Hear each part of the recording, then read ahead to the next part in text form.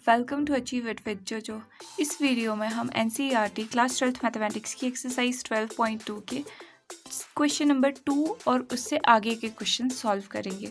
तो अगर आप सोच रहे हो कि क्वेश्चन नंबर 1 और इसकी इंट्रोडक्शन कहाँ पर है, तो वो पहली वीडियोस में हमने बना दिया है, जिसका लिंक आपको डिस्क्रिप्शन में भी मिल जाएगा। एक बार नज़र डालते हैं कि कैसे इन टाइप के क्वेश्चंस को, ये स्टेटमेंटल क्वेश्चंस जो 12.2 में कैसे सॉल्व करते हैं। तो हमारी अप्रोच यही रहती है कि इसमें जो भी इंफॉर्मेशन दी हुई है ना, ये स्टेटमेंटल फॉर्म में जो भी है, इसको हमने पहले टेबल की फॉर्म में इंफॉर्मेशन को कन्वर्ट कर देना है। ठीक है, जैसे जैसे यहाँ पर फर्स्ट क्वेश्चन में हमने टेबल सा बना दिया था एक, ऐसे टेबुलर फॉर्म में इंफॉर्मेशन रखने से इजीली हमें दिख जाएगा कि क्या चीज़ मैथमेटिकल फॉर्मुलेशन करने में अब इजी रह जाएगी। ये लीनियर प्रोग्रामिंग प्रॉब्लम को उसके बाद हम टेबल में इंफॉर्मेशन सारी रखने के बाद मैथमेटिकली इस तरह से, कुछ इस तरह से हम मैथमेटिकल फॉर्मुलेशन करेंगे इस लीनियर प्रोग्रामिंग की। और उसके बाद ये सब चीज़ें, ये जो 12.1 में भी आपने पढ़ा था ना कि maximise this function, minimise this function subjected to constraint, ऐसी टाइप की प्रॉब्लम फिर आपको सॉल्व आप आगे कर सकते हो। ये अच्छे से हमने 12.1 में भी प्रैक्टिस कर लिया। तो क्वेश्चन नंबर 2 देखते हैं, क्योंकि इसमें हम सीखेंगे भी टेबल कैसे बनाना है। तो क्वेश्चन नंबर 2 में पूछा है one kind of cake requires. सबसे पहले क्वेश्चन को समझना ज़रूरी है, इसलिए ध्यान से सुनना और समझना। One kind of cake requires 200 gram of floor and 25 gram of fat. एक तरह का जो केक है, केक बनाने के लिए देखो अभी हम केक बना रहे हैं, 200 ग्राम आटा डालना है, ठीक है, और 25 ग्राम फैट चाहिए। फैट, घी, ऑयल, कुछ भी फैट हो सकता है किसी भी फॉर्म में। And another kind of cake requires 100 gram of floor. दूसरे टाइप के केक की क्या रिक्वायरमेंट है कि उसको 100 ग्राम आटा चाहिए and 50 gram of fat, 50 gram fat चाहिए। ठीक है, ये दो तरह के केक बन रहे हैं। Find the maximum number of cakes which can be made. ठीक है, हमने बताना है कि मैक्सिमम नंबर ऑफ केक्स। अब यहाँ पे देखो मैक्सिमम वर्ड आ रहा है ना, मतलब कोई प्रॉब्लम मैक्सिमाइज कर रहे हैं हम। ठीक है, किसी ऑब्जेक्टिव फंक्शन का मैक्सिमा निकालना है हमें यहाँ पर। Can be made from 5 kg of floor. अब देखो 5 kg फ्लोर, सिर्फ 5 किलो ही आपके पास आटा है। इसका मतलब क्या है, एक रिस्ट्रिक्शन है आपके पास, एक कॉन्स्ट्रेंट है कि आप 5 kg ही यूज़ कर सकते हो मैक्सिमम, या इससे कम कर सकते हो, इससे ज़्यादा नहीं कर सकते आप। 1 kg ऑफ फैट, फैट भी आपके पास 1 kg ही है, इतना ही अमाउंट अवेलेबल है, तो ये भी एक और रिस्ट्रिक्शन आ गई। Assuming that there is no shortage of other ingredients. अब ये आप अज्यूम कर लो कि बाकी जो इंग्रेडिएंट्स लगते हैं केक बनाने में, वो उसकी कोई शॉर्टेज नहीं है used in making the cakes, ये आप अज्यूम कर सकते हो। तो अब क्वेश्चन आपको समझ अच्छे से, स्टेटमेंट आ चुकी है। अब इन टाइप के क्वेश्चन में एक चीज़ कॉमन रहती है कि या तो नंबर कोई इन्वॉल्व होता है या कोई क्वांटिटी इन्वॉल्व होती है। तो यहाँ पर पूछा क्या है, find the maximum number of cakes. ठीक है, मैक्सिमम नंबर ऑफ केक्स। तो एक केक एक तरह का है, टेबल बनाना शुरू करते हैं। प्रॉब्लम आपको समझ आ गई है ना। इस इंफॉर्मेशन को मैं बाद में बता दूंगी आपको क्या लिखा है। ये काइंड ऑफ केक, एक तरह का केक है, यहाँ पे लिखते हैं एक तरह का केक 1 से रिप्रेजेंट करती हूँ, दूसरी तरह का केक सेकंड। ठीक है, देन क्या है, नंबर ऑफ केक्स, कुछ नंबर भी होगा ना केक्स का, ये मैं बता रही थी आपको कि ये हर जगह पे, हर क्वेश्चन में कोई ना कोई नंबर होगा या क्वांटिटी होगी जो आप खुद से अज्यूम करोगे कि हाँ चलो ठीक है, इतने नंबर ऑफ केक्स बनेंगे या इतने नंबर ऑफ केक्स, एक्स और वाई अननोन नंबर। ठीक है, तो इसको आप एक्स और वाई, यहाँ पे लिख भी दिया है कि x and y are the number of cakes of first kind. X first kind को रिप्रेजेंट कर रहा है एंड वाई किसको रिप्रेजेंट कर रहा है, सेकेंड काइंड। ठीक है, सेकेंड काइंड ऑफ केक। तो क्लियरली यहाँ पर ये क्या चीज़ है, ये कॉन्स्ट्रेंट एक तरह का है कि क्लियरली हमें ये तो पता चल रहा है कि एक्स और वाई तरह का केक बनेगा ही बनेगा। ग्रेटर देन 0 है, मतलब कोई नंबर आएगा, या तो 0 होगा क्योंकि इक्वल टू भी है, या तो कोई केक नहीं होगा, या फिर 1 2 3 4 कितने नंबर ऑफ केक्स होंगे न, ऐसा तो नहीं होगा ना कि -1 केक है या -2 केक है। तो ये कॉन्स्ट्रेंट तो है ही है। Let z be the number of cakes, और z नंबर ऑफ केक्स ले लिए टोटल। ठीक है, जो हमें मिलेंगे, जिसको हम मैक्सिमाइज करने के लिए प्रॉब्लम बनाएंगे, फॉर्मुलेशन करेंगे जब हम। अब नेक्स्ट और क्या चीज़ है, इंफॉर्मेशन है फ्लोर, आटे की इंफॉर्मेशन है और फैट की। तो फ्लोर और फैट के लिए भी अलग अलग लिख देते हैं। फ्लोर रिक्वायर्ड किस में है, ग्राम्स में है ना। ये भी देखना है कि इंफॉर्मेशन आपको किस चीज़ में गिवन है। फैट है अगला, फैट रिक्वायर्ड, ये भी किस में है, ग्राम्स में है। तो यहाँ पर देखो फर्स्ट काइंड ऑफ केक के लिए क्या है, 200 ग्राम फ्लोर है।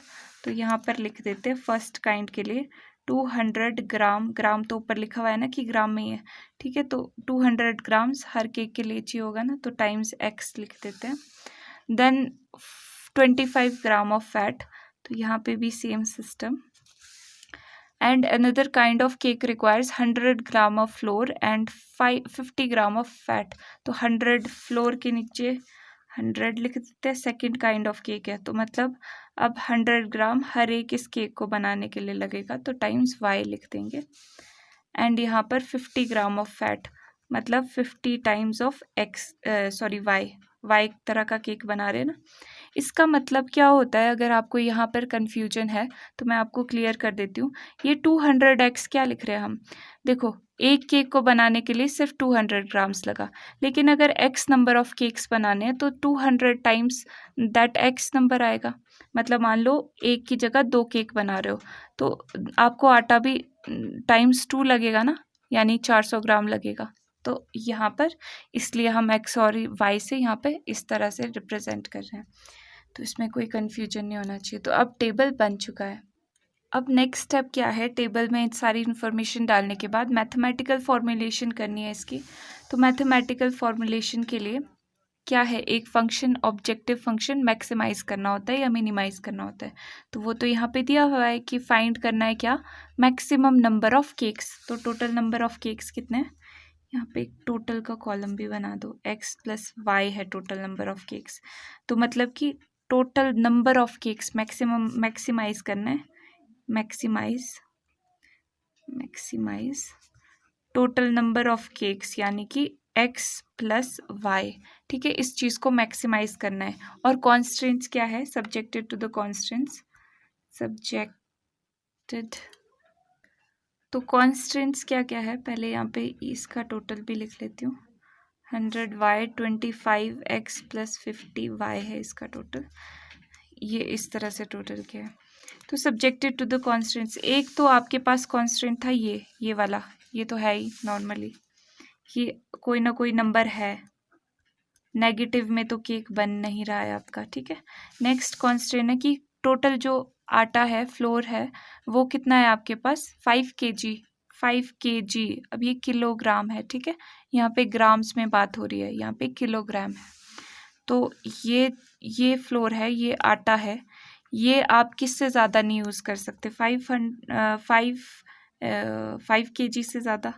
तो यहाँ पे लिख लेते हैं 200x प्लस 100y, ये हमें इससे कम ही यूज़ करना है, कितना, या फिर इसके इक्वल या इससे कम। तो अब 5 kg था ना, पर के मतलब हमें ऐसे करके लिखना पड़ेगा। तो ग्राम, क्योंकि ये बात ग्राम में ही हो रही थी, तो हमें यहाँ पे 5000 लिखना पड़ेगा। क्यों, क्योंकि 1 kg is equals to 1000 grams. तो हमने यहाँ पे 5 kg को ग्राम में कन्वर्ट करके लिख दिया। देन फैट के लिए भी है कुछ कि 1 kg ही फैट है हमारे पास, तो 25x ये टोटल फैट है ना, तो 25x plus 50y, total fat जो है वो 1 kg, अगेन के यानी 1000, ठीक है, इतने ग्राम्स, क्योंकि ये इन्फॉर्मेशन ग्राम में ही लिखी हुई थी सारी की सारी, इसको भी ग्राम में ही करना है। तो अब यहाँ पर इसको क्या हम सिंप्लीफाई कर सकते हैं, इतने बड़े बड़े नंबर को कौन कैलकुलेट करेगा, बिल्कुल कर सकते हैं।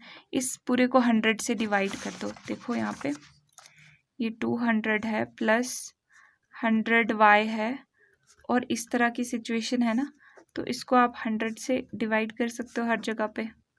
2 0 तो कैंसिल होती हुई दिख ही रही है हर जगह पे। तो क्या बन गया, 2x 1y less than 50, 2x plus y less than equal to 50। ये भी सिंपली इस तरह से सिंप्लीफाई कर सकते हो आप। तो प्रॉब्लम्स को सिंप्लीफाई करना ही तो मैथ्स का काम होता है। जितना आप सिंप्लीफाई करोगे उतना आप आगे बढ़ते जाओगे। तो इसको एक तो 25 से ही सारे के सारे हो जाएंगे ये 25। अगर आप डायरेक्टली 25 तक नहीं पहुंच रहे हो तो 5 करके कर लो। 25 to 50 होता है, 25 4 100 होते हैं, 0 40 हो जाएगा ये। तो यानी कि x plus y less than equal to 40, 2y होगा। अच्छा 2 है यहाँ पे ना, 2y। तो ये कॉन्स्टेंट्स आ गए। अब हमारी प्रॉब्लम देख रहे हो कहाँ तक पहुँच गई। हमने मैथमेटिकल फॉर्मुलेशन पूरी कर दी है प्रॉब्लम की। अब नेक्स्ट काम क्या होता है, सॉल्व करना। सॉल्व कैसे करते हैं, पहले इनइक्वालिटीज़ को ड्रॉ करते हैं और उसके बाद जो कॉर्नर पॉइंट्स आते हैं, फिजिबल रीजन निकाल करके जो कॉर्नर पॉइंट्स आएंगे उसको इसमें पुट करके देखेंगे कि कौन सा मैक्सिमम है। तो चलो ड्रॉ करते हैं। ये सब चीज़ें आपने खुद लिख लेना कि let us draw a graph. ठीक है, ये आपको लिखना आता है कि कैसे कैसे ग्राफ के लिए लिखते हैं। यहाँ पे हम डायरेक्टली ग्राफ बनाने का काम शुरू कर देते हैं। सबसे पहले किसके लिए बनाएं, इसके लिए बनाते हैं 2x plus y, 2x plus y equal to 50 के लिए, लाइन के लिए ग्राफ बनेगा ना। लाइन पहले ड्रॉ कर लेंगे, उसके बाद इनइक्वालिटी को फिगर आउट कर लेंगे कौन सी साइड है इनइक्वालिटी। तो ये भी x और y 0 0 पे देख लेंगे। देन यहाँ पे कुछ टेस्ट के लिए रख लेते हैं जगह। नेक्स्ट है x plus 2y equal to 40। तो इसमें तो अभी तक आप ना बिल्कुल मास्टर हो जाने चाहिए कि कैसे एक फिजिबल रीजन निकालते हैं हम, सॉल्यूशन रीजन।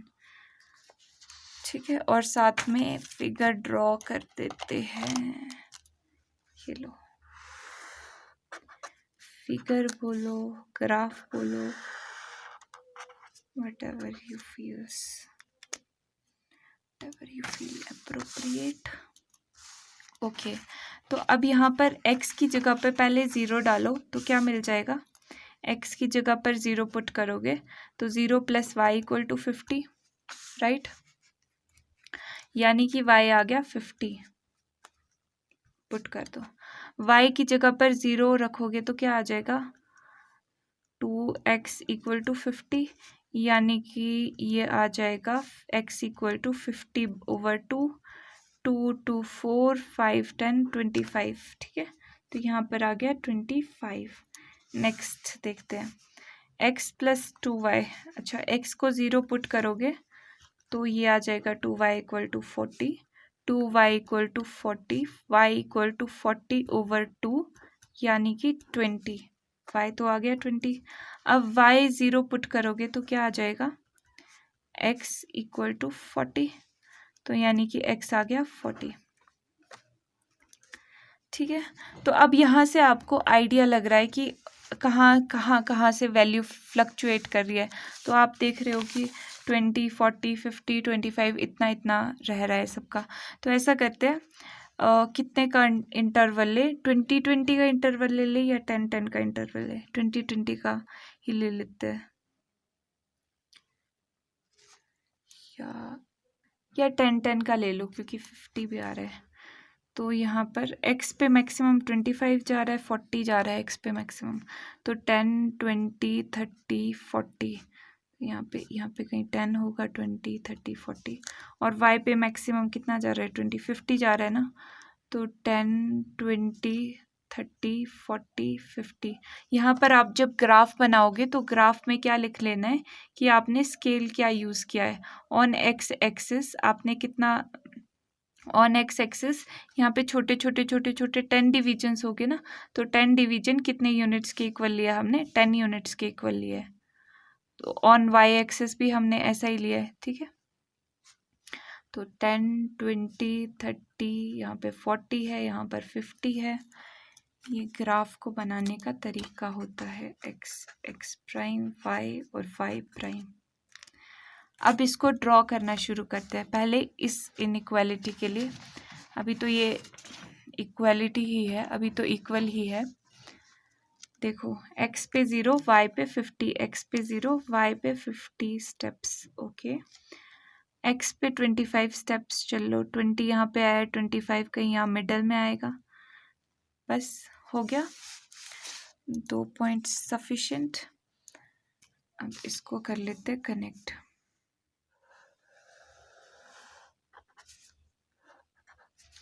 ये कौन सी इनइक्वालिटी लिख लेते हैं अब इक्वल टू मत लिख लेना, इसके कॉरेस्पॉन्डिंग जो इनइक्वालिटी थी लेस देन इक्वल टू 50 ये लिखेंगे हम, लेस देन इक्वल टू आएगा मतलब यहाँ पे जब हम ये ग्राफ ड्रॉ कर रहे होंगे, क्योंकि अभी हमने लाइन तो बना दी है, इसको भी हम ड्रॉ करेंगे, इनइक्वालिटी भी शो करनी है ना यहाँ पर, मतलब कोई किसी वाले प्लेन की तरफ वाला पूरा रीजन कवर हो रहा है, तो कौन सा वाला रीजन कवर हो रहा है वो कैसे चेक करेंगे, टेस्ट पॉइंट से। टेस्ट पॉइंट किसको ले, टेस्ट पॉइंट कोई भी पॉइंट ले सकते हैं, पर 0 0 सबसे इजी रहता है कैलकुलेशन वाइज, तो 0 0 ही ले लेते हैं टेस्ट पॉइंट। और किस इनइक्वालिटी के लिए टेस्ट करें, इनइक्वालिटी इसकी कॉरेस्पॉन्डिंग जो है 2x + y ये वाली लेस देन इक्वल टू 50। तो अब x की जगह पर 0 है, इसका मतलब यही है ना कि x की जगह पर 0 है, y की जगह पर 0 है, पुट कर दो, x की जगह पर 0, y की जगह पर 0, 0 + 0 आ गया कितना 0। और क्या ये लेस देन 50 है, 0 तो छोटा ही है 50 से, इस पे तो कोई डाउट वाली बात ही नहीं है, तो ये आ गया, ये टेस्ट पास कर दिया इस पॉइंट ने। अब टेस्ट पास कर दिया है तो कुछ रिवॉर्ड तो मिलना चाहिए, इसको हाईलाइट होना चाहिए इस पार्ट को, तो इस पार्ट को हमने सारे अवार्ड फंक्शंस में अवार्ड देने के लिए हाईलाइट कर दिया है। मतलब सिंपल सी बात ये है कि ये वाला हाफ प्लेन हम शेड करके दिखाएंगे कि ये वाला हाफ प्लेन इंक्लूडेड है। नेक्स्ट अब ड्रॉ करते हैं, इसका काम हो गया। नेक्स्ट है ये वाला, x पे 0 y पे 20, x पर 0 y पर 20 ये पॉइंट आया, x पर 40 y पर 0, तो x पर 40, ठीक है। अब इसको भी ड्रॉ कर लो, इसको जब आप ड्रॉ करोगे इस तरह से, ठीक है। अब इसकी ये कॉरेस्पॉन्डिंग इनइक्वालिटी भी लिख लेते हैं, x + 2y less than equal to 40। अब लेस देन लिखा है मतलब शेड करना पड़ेगा कोई हाफ प्लेन, तो देखते हैं कौन सा हाफ प्लेन करेंगे, कैसे इनइक्वालिटी टेस्ट करेंगे। अगेन कोई टेस्ट पॉइंट ले लेते हैं, यही वाला ले लेते हैं 0 0 एंड टेस्टिंग फॉर इनइक्वालिटी।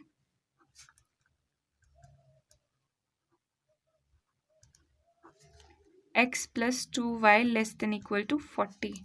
अब 0 0 पुट कर दो, यहाँ पर 0 0 पुट कर दो, 0 + 0 0 आ गया। अब क्या ये लेस देन 40 है, बिल्कुल है, तो inequality holds true, inequality true है, तो मतलब कि ये वाला हाफ रीजन आप शेड करोगे, ये वाला हाफ प्लेन आप इंक्लूड करोगे जिसमें ये पॉइंट है, क्योंकि इसने टेस्ट पास कर लिया है। अब देख लो फिजिबल रीजन कौन सा आ रहा है, सारे कॉन्स्ट्रेंट्स ड्रॉ कर लिए ना, ये हो गया, ये दोनों, इसका मतलब क्या है, इन दोनों का कलेक्टिव मतलब निकालो, तो इसका मतलब है कि फर्स्ट क्वाड्रेंट में है, ठीक है। कैसे, x > 0 मतलब यहाँ पे है, ठीक है, और y > 0 का मतलब यहाँ पर है, तो कॉमन तो यही वाला रीजन है ना, फर्स्ट क्वाड्रेंट वाला, तो मतलब फर्स्ट क्वाड्रेंट में हमारी प्रॉब्लम का सॉल्यूशन है, और वो भी किस रीजन में, जहाँ पे ये सारी ये ग्रीन लाइंस भी है, ब्लू लाइंस भी है, ये वाला रीजन, ये रीजन, ये देखो यहाँ पे ग्रीन ब्लू सारी है, तो इसको आप शेड कर दो और बता दो कि this region is feasible reason.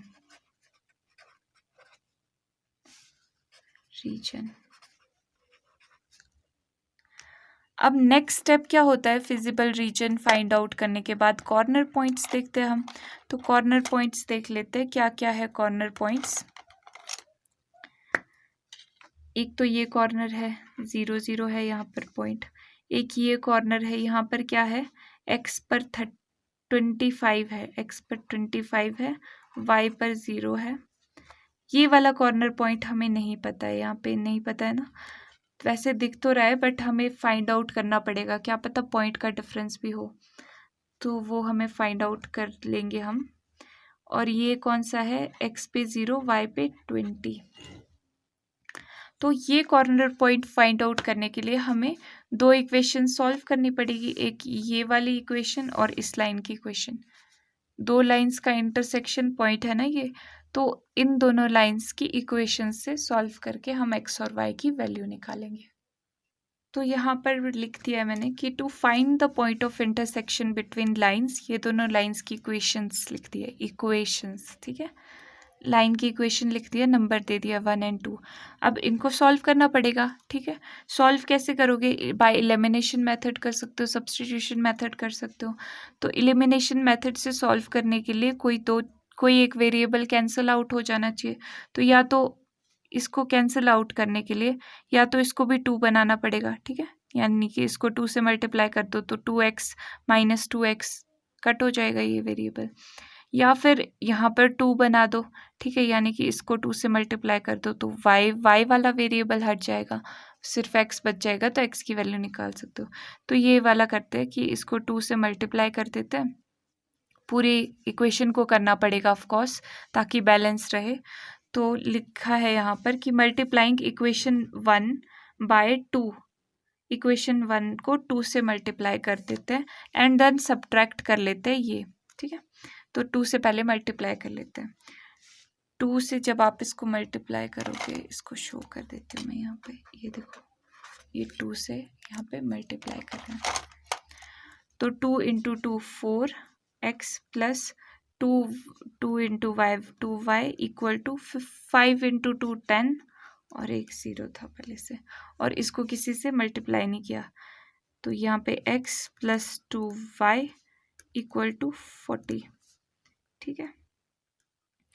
और सब्ट्रैक्ट कर रहे हैं ये, है ना, सब्ट्रैक्ट करने पे क्या हुआ, 2y माइनस 2y कैंसिल हो गया, 4 माइनस 1 3x बच गया यहाँ पर, इक्वल टू 100 माइनस 40 60 बच गया, तो x आ गया 60 ओवर 3 320, x आ गया कितना, यहाँ पर x की वैल्यू आ गई 20। तो अब एक की वैल्यू निकल गई है, दूसरे की वैल्यू कैसे निकल सकती है, इजीली इसको आप पुट कर लो किसी भी इक्वेशन में, तो इक्वेशन 2 में पुट कर लेते हैं, या इक्वेशन इसमें पुट कर लो, इक्वेशन 1 में, तो 1 में पुट कर लेते हैं value of equation x।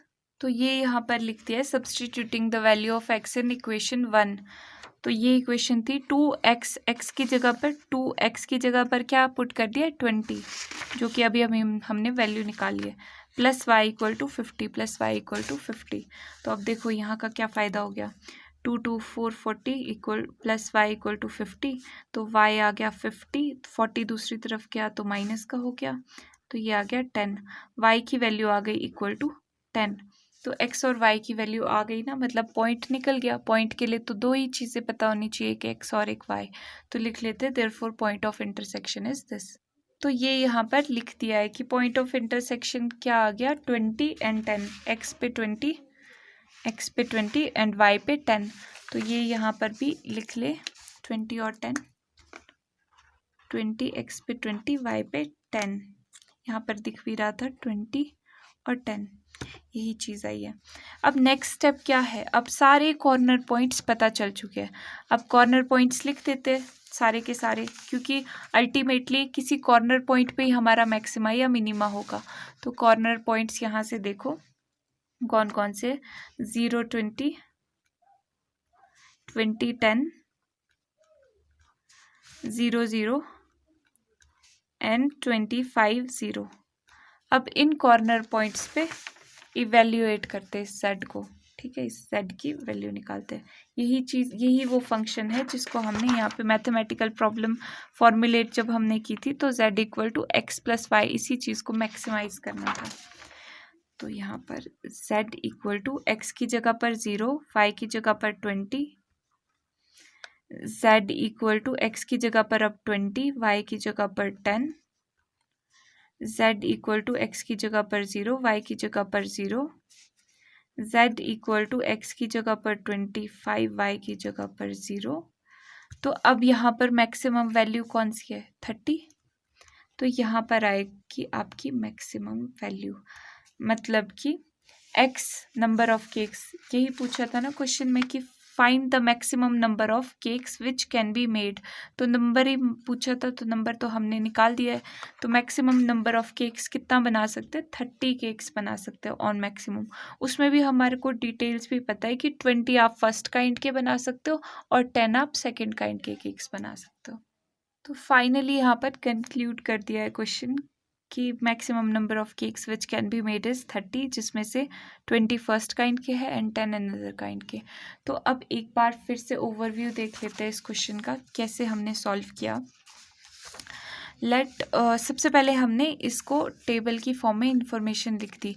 200 gram floor, 25 ग्राम, ठीक है, ऑफ फैट फर्स्ट काइंड के केक के लिए। सेकंड काइंड के केक के लिए 100 ग्राम ऑफ फ्लोर था और 50 ग्राम ऑफ फैट था। 100 ग्राम फ्लोर, 50 ग्राम फैट, टोटल भी निकाल लिया। टेबल की फॉर्म में हमने प्रॉब्लम लिख दी।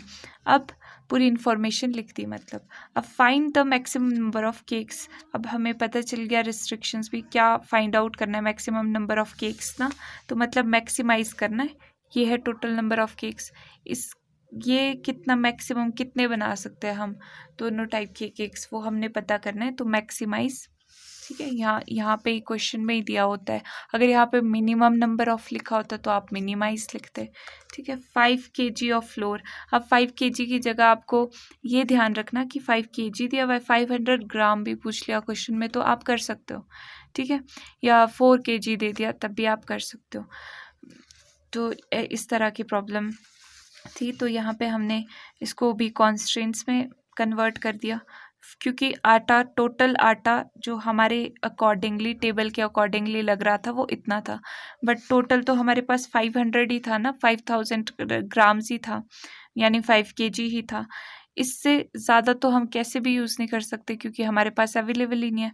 तो ये कॉन्स्टेंट पे हमने लिख दिया कि जो आटा हम यूज़ कर सकते हैं वो या तो इक्वल टू 5000 ग्राम्स हो सकता है या उससे कम भी आप यूज़ कर सकते हो।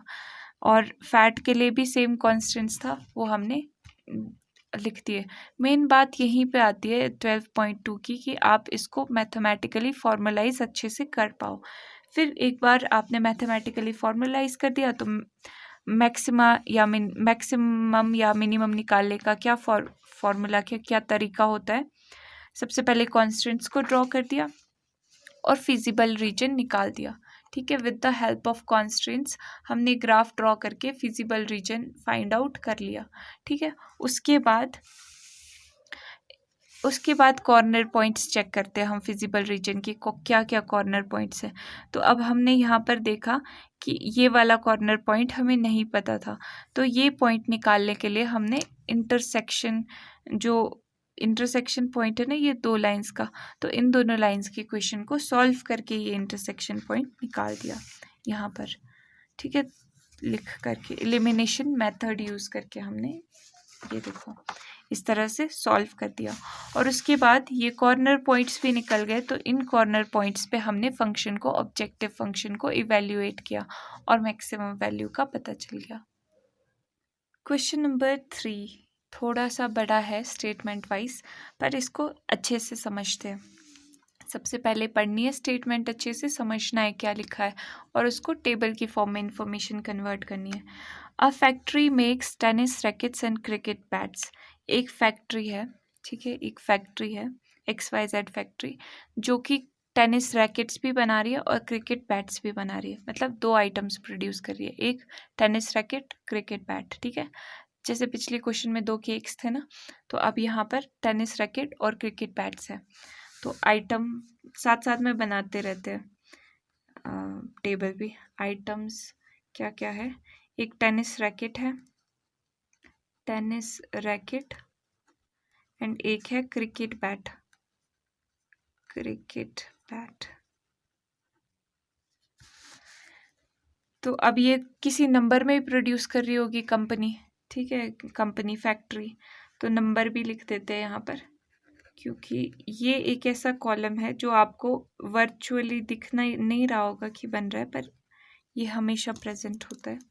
तो x और y नंबर में ही बनेंगे, ठीक है। हमने ये खुद से अज्यूम कर लिया, यहाँ पे लिख देना, हमने खुद से अज्यूम कर लिया कि x number of tennis rackets और y number of cricket bats बन रहे हैं, ठीक है। फैक्ट्री में टेनिस और क्रिकेट बैट्स बन रहे हैं। और टेनिस रैकेट टेक्स, अब इसको बनने में टेनिस रैकेट की बात करते हैं सबसे पहले। 1.5 आवर्स ऑफ मशीन टाइम, थोड़ा बहुत मशीन का काम जो होता है वो 1.5 आवर लगता है एक टेनिस रैकेट को बनने के लिए। And 3 hours of craftsman time, और जो एक एक्चुअल पर्सन है, क्राफ्ट्समैन है, उसके 3 आवर्स लगते हैं, ठीक है। 1.5 आवर मशीन में तो लगता ही लगता है, प्लस 3 आवर्स लगते हैं क्राफ्ट्समैन का time in making in making it, मतलब इसको बनाने के लिए, टेनिस रैकेट के लिए 1.5 आवर्स मशीन में बनेगा और फिर बाकी 3 आवर्स क्राफ्ट्समैन का टाइम भी लगता है। और क्रिकेट बैट के लिए सेम फैक्ट्री में कितना टाइम लगता है?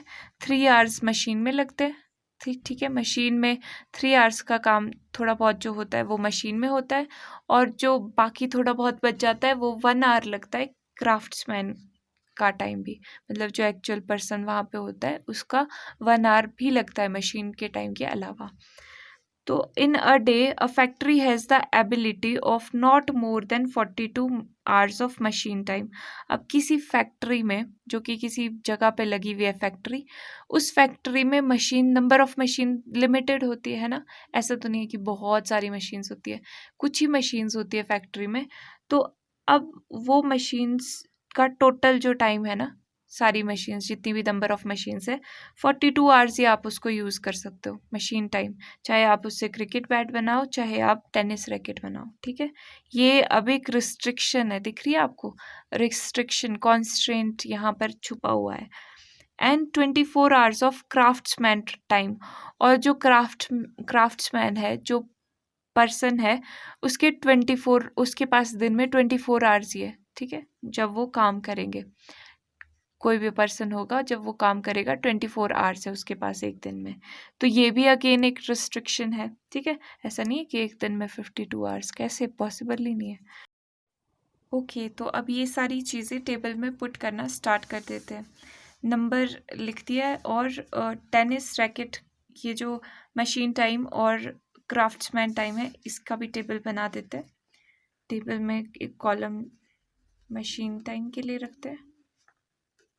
किस में है टाइम? आवर्स में है, मिनट्स में है, वो भी ज़रूर मेंशन करना कि आवर्स में है। एंड देन है क्राफ्ट्समैन।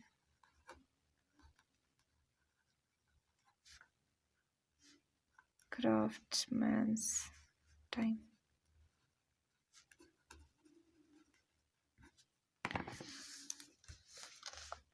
टेनिस रैकेट के लिए 1.5 आवर्स मशीन का एंड 1.5 टेनिस रैकेट में मशीन का है, और 3 है क्राफ्ट्समैन का।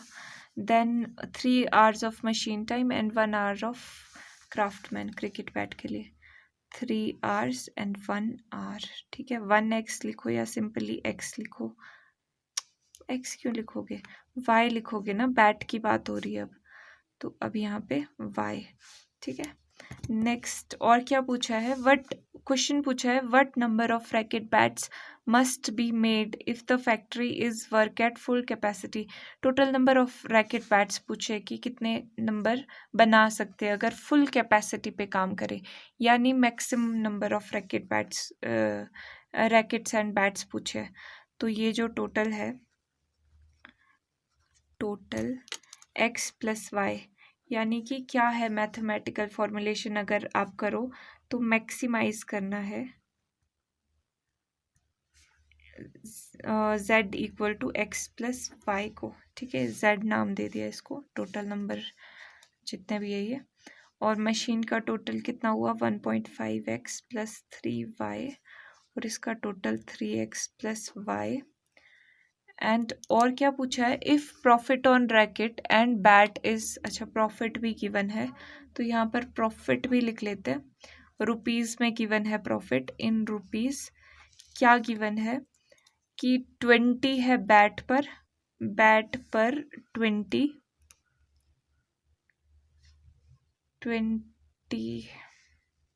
And 10 respect racket and bat. अच्छा, रैकेट पे रिस्पेक्टिवली लिखा है ना, रैकेट पे 20 है, रैकेट पर 20 है और बैट पर 10 है। ठीक है, इस पर 10 है, तो टोटल प्रॉफिट कितना हो गया, 20x प्लस 10y। ओके, तो यहाँ पर ये अच्छा सा बना दिया है टेबल, और ये बाकी चीज़ें भी लिख दी है कि x क्या है, टेनिस रैकेट है, y क्रिकेट बैट्स है, और मैथमेटिकल फॉर्मुलेशन कर रहे हैं हम यहाँ पर। कॉन्स्ट्रेंट्स क्या क्या थे, कॉन्स्ट्रेंट्स यहाँ पे 2 कॉन्स्ट्रेंट्स दिए हुए थे। एक कि फैक्ट्री के पास जो मशीन्स है उनका मशीन टाइम 42 आवर्स से ज़्यादा नहीं है। ठीक है, मैक्सिमम 42 आवर्स। तो आप कैसे लिखोगे कि ये मशीन टाइम का टोटल आ रहा है ना, 1.5x प्लस 3y आ रहा है, तो ये टोटल किससे ज़्यादा, 42 आवर्स से ज़्यादा नहीं हो सकता है ना। और नेक्स्ट क्या था, क्राफ्ट्समैन का जो टाइम है 24 आवर्स से ज़्यादा आप यूज़ नहीं कर सकते, तो क्राफ्ट्समैन के पास इतना टाइम है। यहाँ पे टोटल क्राफ्ट्समैन का जो टाइम लग रहा है 3x प्लस y है, और ये या तो 24 के इक्वल होगा या इससे कम होगा। ठीक है, इससे ज़्यादा हो ही नहीं सकता। अब ये कांस्टेंट है, और एक और कांस्टेंट क्या है कि ये नंबर जो है, number of tennis bats, tennis rackets और क्रिकेट बैट्स, ये इक्वल टू 0 होगा या 0 से बड़ा होगा, मतलब नेगेटिव तो होंगे ही नहीं। बैट्स ऐसे नहीं बोलोगे ना आप कि -3 बैट्स बना दो। ठीक है, आप ऐसे ही बोलोगे कि 3 बैट्स बनाए कि नहीं बनाए। तो अब फाइनली प्रॉब्लम, जो क्वेश्चन नंबर, इस क्वेश्चन के पार्ट 1 की जो प्रॉब्लम है वो ये आ चुकी है, मैक्सिमाइज प्रॉब्लम है, और इन कॉन्स्टेंट्स के बेसिस पे मैक्सिमाइज करनी है, इन कॉन्स्टेंट्स को ध्यान में रखते हुए। तो अब यहाँ पर ये ग्राफ बनाना शुरू करते हैं कॉन्स्टेंट्स का यूज़ करके। ठीक है, कॉन्स्टेंट्स के बेसिस पे सबसे पहला क्या है, 1.5x plus 3y equal to 42 के लिए ग्राफ बनाना पड़ेगा। तो यहाँ पर पूरा ड्रॉ करने के लिए लिख देते हैं 0 0। Next 3x plus y equal to 24 के लिए पूरा आपने प्रॉपरली लिखना है कि we are drawing the graph, we are plotting the graph for this equation 0 0। ठीक है, और यहाँ पे कुछ टेस्ट पॉइंट होंगे, कुछ टेस्टिंग फॉर इनइक्वालिटी, वो सब भी लिख लेती हूँ। ओके, तो यहाँ पर ये लिख दिया टेस्ट पॉइंट, जो कि हम देखेंगे कि क्या चूज़ करना है, और टेस्टिंग फॉर इनइक्वालिटी, इसके कॉरस्पॉन्डिंग इनइक्वालिटी लिख दी है, यहाँ पर भी सेम चीज़ लिख दी है।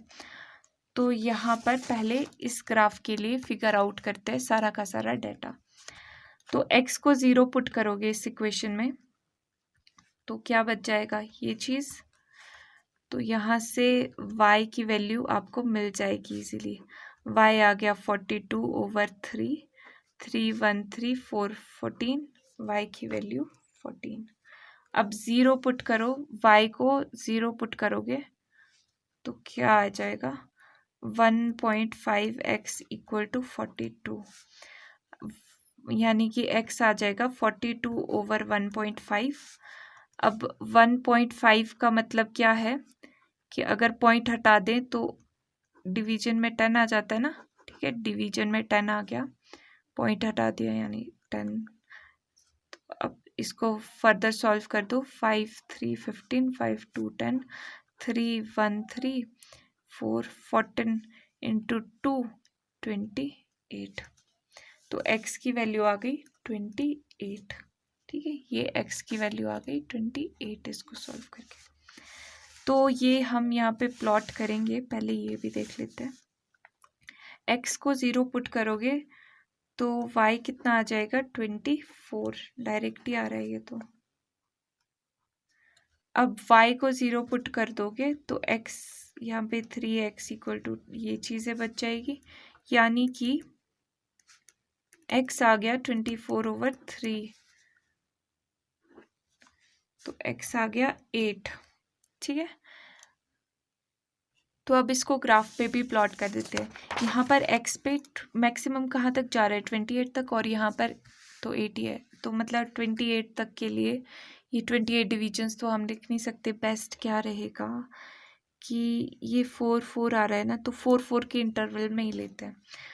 4 4 2 16, 4 3 12, 4 4 16, फिर 20, देन 24, देन 28। यहाँ पर जाके कहीं 28 आ जाएगा। ठीक है, तो 4 4 2 8, 12, 16, 20, 24 एंड 28। अब यहाँ पर y पे मैक्सिमम 24 तक ड्रॉ करना पड़ रहा है ना, यहाँ पे तो 14 है, तो यहाँ पर भी 4 4 के इंटरवल में 4 8, 4 आ गया, 8 आ गया, then 12, then 16, then 20, then 24, then 28। ठीक है, तो अब इसको ड्रॉ करते हैं। सबसे पहले x पर 0 हो तो y पे 14 है, यानी कि 0 और 14, y पे 14 स्टेप्स, तो 14 कहीं पे, यहाँ पे 12 और 16 के बीच में आता है 14। और यहाँ पर क्या है, x पे 28, y पे 0, x पर 28 कदम चलो और y पे 0, 28 स्टेप्स। तो अब फर्दर इसको हम ड्रॉ कर सकते हैं इजीली। इसको ड्रॉ कर लेते हैं, कैसे ड्रॉ किया जाए। ये ड्रॉ कर लिया और इसको लिख भी देते हैं, लेबल कर लेते हैं 3 5 लेस देन इक्वल टू 42। ठीक है, लिख दिया। अब यहाँ पर इनइक्वालिटी लिखिए, तो आपको पता होना चाहिए कि कौन सी वाली साइड शेड करें। तो टेस्ट पॉइंट अगेन यही वाला ले लेते हैं, सबसे इजी कैलकुलेशन वाइज 0 0, तो टेस्ट पॉइंट 0 0। अब इस इनइक्वालिटी के लिए टेस्ट कर रहे हैं ना, ये जो हमने लिखी है, तो यहाँ पर x की जगह पर 0 पुट कर दो, y की जगह पर भी 0 पुट कर दो, 0 + 0 इज 0। अब क्या ये 42 से लेस है? 0 42 से तो छोटा होता है, तो यानी कि ये इनइक्वालिटी ट्रू है। टेस्ट इस पॉइंट ने पास कर लिया है। तो जब टेस्ट पास करते हैं तो क्या करते हैं, हम हाईलाइट करते हैं उस वाले प्लेन को, उसको मिलता है रिवॉर्ड।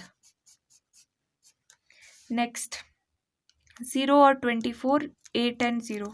अच्छा, x पे 0, y पे 24, x पे 0, y पर 24, x पर 8, y पर 0, x पर 8, y पर 0। देन नेक्स्ट इसको अगेन शेड करने के लिए कौन सा कलर लिया जाए।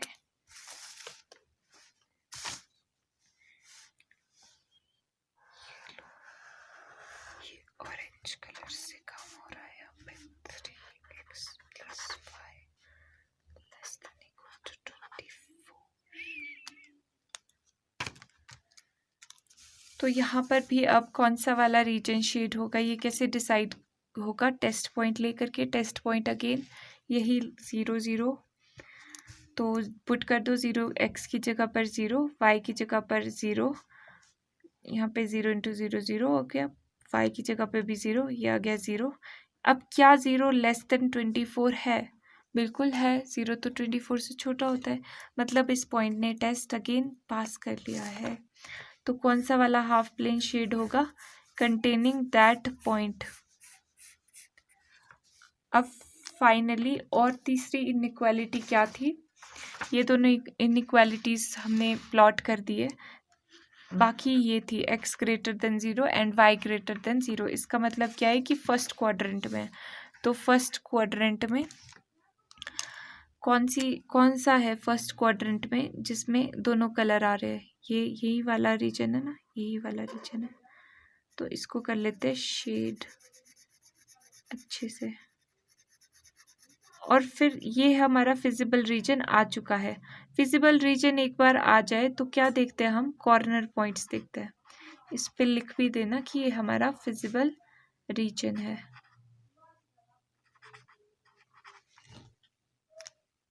देन कॉर्नर पॉइंट्स ध्यान से नोटिस करो, कौन कौन से कॉर्नर पॉइंट्स है। एक ये है 0 0, एक ये है, 8 और 0, एक ये वाला है x पे 0, y पर 14 है ये, ठीक है, बीच में आ रहा है ना 12 और 6, यहाँ देखो ये 14 वाला था पॉइंट। अब ये वाला पॉइंट हमें नहीं पता है, ये पॉइंट निकालना पड़ेगा। कैसे निकालोगे? दोनों इक्वेशंस को सॉल्व करके। ये चीज़ यहाँ पर लिख भी दी है कि इन दोनों इक्वेशंस को सॉल्व करना है, नाम दे दिया इक्वेशन 1 और 2, ठीक है, ये सॉल्व करना है। अब सॉल्व कैसे होगा? कोई एक वेरिएबल एलिमिनेट करना पड़ेगा। तो ये x वाला तो यहाँ पे थोड़ा डिफ़िकल्ट सा काम लग रहा है, y वाला ही कर लेते हैं। यहाँ पे 3 चाहिए तो 3y माइनस 3y कैंसिल हो जाएगा, तो इसको 3 से मल्टीप्लाई कर लेते हैं इस इक्वेशन को, इक्वेशन 2/3, ठीक है, इससे मल्टीप्लाई कर लिया 3 से, एंड देन सब्ट्रैक्ट कर लेते हैं इक्वेशन, क्योंकि अब ये इक्वेशन बड़ी हो जाए, ये वाला नंबर बड़े हो जाएंगे ना, 3 2 6 के उसमें 60s में चली जाएगी बात, तो मतलब इस इक्वेशन को इसमें से माइनस कर देते हैं सिंपली। तो पहले 3 से मल्टीप्लाई करने का काम, 3 × 3 9x plus this becomes 3y equal to 2 4 12 हो गया, 1 2 3 6 72। अब ये तो एज इट इज़ आएगी 1.5x plus 3y equal to 42। Minus कर रहे हैं हम, तो माइनस करने में ये तो कैंसिल हो गया। अब 9 माइनस 1.5 कैसे करते हैं सब्ट्रैक्ट, ये तो आपको पता ही होगा। 9 माइनस 1.5, 10 माइनस 5 5, 8 माइनस 1 7, 7.5 बच गया यहाँ पर। 7.5x equal to 2 minus 2 0, 7 minus 4। Further x की वैल्यू क्या आ जाएगी? 30, ये डिवाइड में चला जाएगा 7.5। अब पॉइंट का मतलब क्या होता है? पॉइंट हटा दोगे तो डिवीजन में 10 आ जाएगा, क्योंकि एक नंबर है पॉइंट के बाद, तो एक 0 लग जाएगी डिवीजन में। तो ये 5 के टेबल से कैंसिल करते हैं, 5 2 10 होता है, 5 1 5 होता है, 2 25 15, 15 2 30 होता है, तो 2 2 4 आ गया, यानी कि x की वैल्यू आ गई 4, ठीक है। अब x की वैल्यू आ गई है तो बाकी y की वैल्यू भी आ जाएगी, इस इक्वेशन में पुट कर देते हैं सेकेंड में। तो ये यहाँ पर पुट कर लिया है, x की वैल्यू 4 यहाँ पर पुट कर दिया, 3 4 यहाँ पे देखो x की जगह पर 4 पुट कर दिया, प्लस y इक्वल टू 24। तो अब y की वैल्यू यहाँ पे आराम से आप फाइंड आउट करो। 12 दूसरी तरफ चला जाएगा तो माइनस का हो जाएगा, ये आ गया 12, तो y की वैल्यू आ गई 12, x निकल गया, y निकल गया, तो मतलब पॉइंट ऑफ इंटरसेक्शन अब हमारा निकल चुका है। तो लिख दो therefore point of intersection is, तो यहाँ पर ये चीज़ लिख दी है। अब नेक्स्ट स्टेप क्या होता है, यहाँ पे भी मेंशन कर देते हैं 4 और 12 जो हमने यहाँ पे निकाला है पॉइंट, यहाँ पर भी लिख देते हैं 4 और 12। अब कॉर्नर पॉइंट्स हमारे पास सारे आ चुके हैं, तो कॉर्नर पॉइंट्स लिख देते हैं 0 14, 4 और 12, 0 और 0, 8 और 0। अब इवेल्युएट कर लेते हैं z के लिए, क्योंकि प्रॉब्लम एक्चुअल में क्या थी, प्रॉब्लम मैक्सिमाइज करना था x प्लस वाई को, z equal to x plus y को। तो अब देख लेते हैं कैसे कॉर्नर पॉइंट्स पे ये फंक्शन कैसा बिहेव कर रहा है। 0 प्लस 14, 14 आ गया, x की जगह पर 4, y की जगह पर 12, 16। अब यहाँ पर 0 प्लस 0 0 आ गया, एंड x की जगह पर 8, y की जगह पर ये चीज़ आ गई। अब देखो मैक्सिमाइज करना था कि मिनिमाइज, मैक्सिमाइज करना था, तो मैक्सिमम वैल्यू कितनी है, 16 है, तो ये आ गया मैक्सिमम। तो आंसर कंक्लूड कर देते हैं। तो ये यहाँ पर हमने कंक्लूड कर दिया है कि therefore number of rackets and bats that must be made if the factory, ये क्वेश्चन से ही लिखा हुआ है सारी लाइन, ये देखो यही क्वेश्चन में यही लाइन थी, ठीक है। तो ये हमने लिख दिया है कि 16, क्योंकि अभी मैक्सिमम नंबर निकाल दिया, मैक्सिमम वैल्यू कितनी आ रही है z की, 16 आ रही है, किस पॉइंट पे, 4 12, मतलब कि 4 tennis rackets and 12 cricket bats, ठीक है। आ गया आंसर। अब नेक्स्ट जो इसी का नेक्स्ट पार्ट है, सेम कॉन्स्टेंट्स है, सब कुछ सेम है, सिर्फ प्रॉफिट की बात यहाँ पर हो रही है। तो फाइंड द मैक्सिमम प्रॉफिट। अब इस बार मैक्सिमाइज क्या करना है, इसके लिए मैक्सिमाइज क्या करना है, सेकंड में मैक्सिमाइज प्रॉफिट मैक्सिमाइज करना है। तो प्रॉफिट तो ये है, टोटल प्रॉफिट ये है, मतलब अब फंक्शन क्या हो गया, 20x + 10y को मैक्सिमाइज करना है, ठीक है। और ये रुपीज़ में ये इसके लिए इंफॉर्मेशन मिल गई ना हमें, 20x + 10y। बाकी कॉन्स्टेंट्स तो सारे सेम है फैक्ट्री के, मतलब ग्राफ वही रहा, कॉर्नर पॉइंट्स भी वही है। तो उन कॉर्नर पॉइंट्स पे जिस फंक्शन को इवेल्युएट करना है, अब इसमें सिर्फ फंक्शन चेंज हुआ है, ठीक है। कॉर्नर पॉइंट्स वही है, तो वही लिख देते हैं कॉर्नर पॉइंट्स, या आप ऊपर वाले क्वेश्चन में भी साइड में लिखना चाहो, बट अलग से लिख दो तो ज़्यादा अच्छा रहेगा। यहाँ पे कॉर्नर पॉइंट्स, और किस फंक्शन के लिए हम इवेल्युएट करेंगे, अब इसको मैक्सिमाइज करना है। तो कॉर्नर पॉइंट्स अगेन ये सारे के सारे लिख देते हैं, 0, 14, 4, 12, 0, 14, 4, 12, 0, 0 एंड 8, 0, ठीक है। ये सारे लिख दिए यहाँ पर। अब इसके लिए इवेल्युएट करो फटाफट से। x की जगह पर 0, y की जगह पर 14, 10 इंटू वाई की जगह पर 14, तो ये 0 इंटू समथिंग इज 0, 10 इंटू 14 ये आ गया 140। अब x की जगह पर 4, y की जगह पर 12, तो ये आ गया 248 यानी 80 प्लस ये 120, 120 प्लस 80 हो गए 200। देन z इक्वल टू 0, 0 ना, 0 + 0 तो 0 ही हुआ, तो ये आ गया यहाँ पे 20, x की जगह पर 8 और 0 इंटू समथिंग इज 0, तो 2, 8, 16, 160। मैक्सिमम कितना है, 200 आ गया मैक्सिमम। तो मैक्सिमम प्रॉफिट आपको 200 रुपीज़ का मिल सकता है, जो आपने डिटेल्स दी है उसके अकॉर्डिंगली मैक्सिमम प्रॉफिट 200 रुपीज़ का मिलेगा। तो ये भी कंक्लूड कर देते हैं। तो ये हमने कंक्लूड भी कर दिया। आप पूरी लाइन भी लिख सकते हो, यहाँ पर क्वेश्चन में जैसी लाइन लिखी है, maximum profit of factory when it works at full capacity equal to ₹200। तो एक बार ओवरव्यू देख लेते हैं क्या किया है इस क्वेश्चन में। सबसे पहले हमारे पास एक सिचुएशन दी हुई थी जिसमें टेनिस रैकेट और क्रिकेट बैट्स एक फैक्ट्री बना रही है, ठीक है। और टेनिस रैकेट बजाने के लिए मशीन का टाइम कितना लग रहा है और एक वर्कर का या क्राफ्ट्समैन का कितना टाइम लग रहा है, वो इन्फॉर्मेशन थी। तो टेनिस रैकेट के लिए ये सब इन्फॉर्मेशन लिख दी, क्रिकेट बैट के लिए भी इन्फॉर्मेशन थी, वो भी लिख दी। टोटल हमने खुद से कर लिया सबका, ठीक है। प्रॉफिट भी यहाँ पर गिवन था सेकेंड पार्ट में, तो वो भी हमने इसी टेबल में इंक्लूड कर लिया। अब यहाँ पर पूरी इन्फॉर्मेशन हमने टेबुलर फॉर्म में लिख दी। क्वेश्चन नंबर 1 इसके थर्ड के फर्स्ट पार्ट में जो पूछा था वो था कि टोटल नंबर ऑफ रैकेट्स बताओ आप, रैकेट्स एंड बैट्स कितने बनने चाहिए अगर फैक्ट्री मैक्सिमम कैपेसिटी पे काम करे। तो वो कैसे हमने मैथमेटिकली फॉर्मुलाइज किया इस प्रॉब्लम को कि हमें मैक्सिमाइज करना है, मैक्सिमम नंबर ही निकालना है ना। तो मैक्सिमम नंबर निकालने के लिए मतलब मैक्सिमाइज करना पड़ेगा इस क्वांटिटी को। और जो कॉन्स्टेंट्स है वो क्या क्या थे कि जो टोटल आपका मशीन टाइम है, ये जो मशीन टाइम है ये टोटल 42 आवर्स ही हो सकता है मैक्सिमम, इससे ज़्यादा नहीं।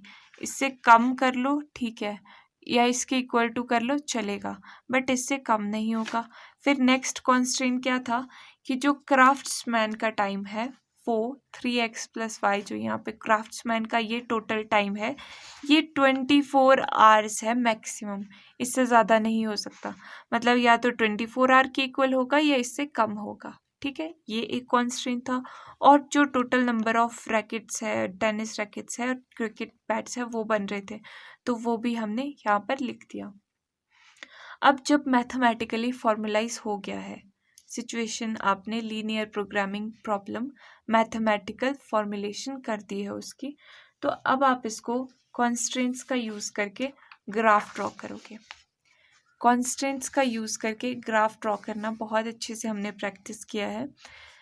वैसे करके हमने ग्राफ ड्रॉ कर लिया। फिर फिजिबल रीजन एक बार पता चल गया तो कॉर्नर पॉइंट्स हमने देखे, जिसमें से ये वाला कॉर्नर पॉइंट्स हमें पता नहीं था। तो ये वाला कॉर्नर पॉइंट फाइंड आउट करने के लिए, इंटरसेक्शन पॉइंट फाइंड आउट करने के लिए इन दोनों इक्वेशंस को हमने यहाँ पर सॉल्व कर दिया।